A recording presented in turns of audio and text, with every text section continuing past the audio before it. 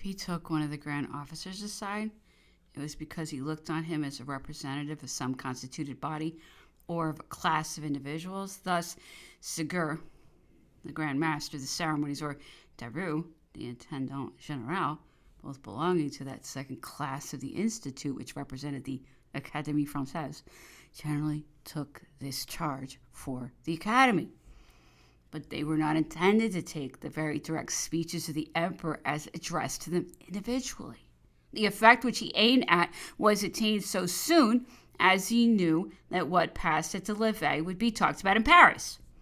Except on such occasions, as far as regards those on duty, the levee consists rather in giving orders. Everything about it is military, in fact, cold and formal.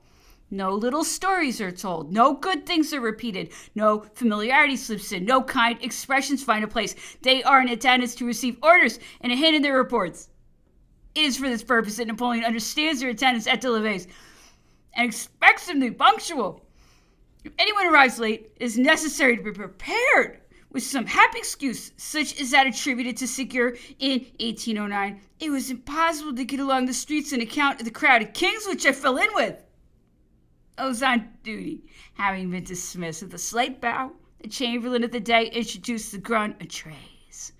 Those who enjoyed this privilege were the princes of the imperial family and of the empire, cardinals, the great officers of the empire, the officers of the empress's household, princes and princesses, with the presidents of the great bodies of the state and the chief authorities of Paris. All these alighted at the bottom of the staircase of Flora, for their carriages entered the court of the palace, and they were almost the only carriages which did.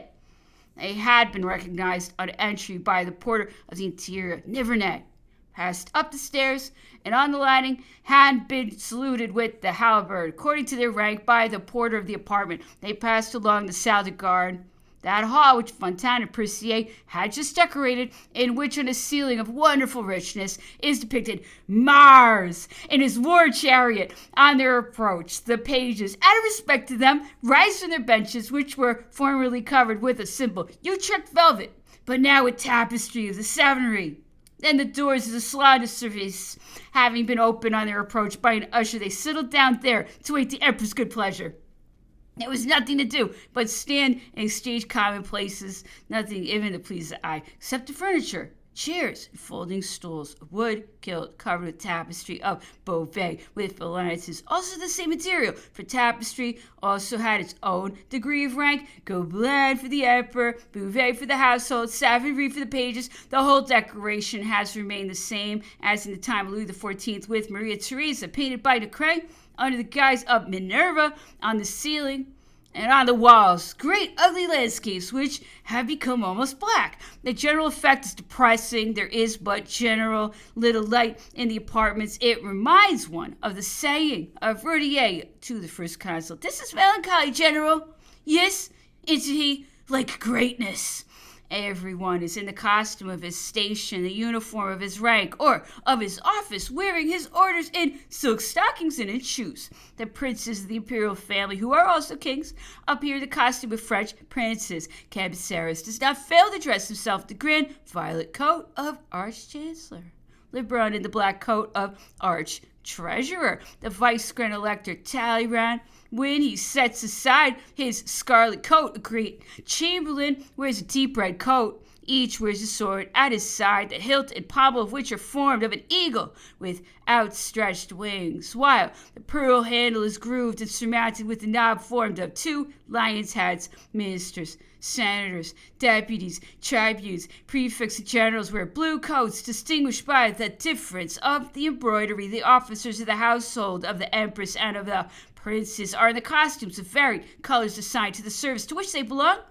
It's a wonderful picture, which on certain occasions is rendered even more brilliant by the presence of the princes of the Confederation of the Rhine in the uniform of their troops. The grand entrees are summoned, and following the order of their rank, the chamberlain ushers the favored ones into the salon of the emperor. The 6 armchairs and the 12 chairs, of which of gilt wood, are covered with Gobelin's tapestry. The curtains and the portieres of the same manufacture. The furniture of gilt wood.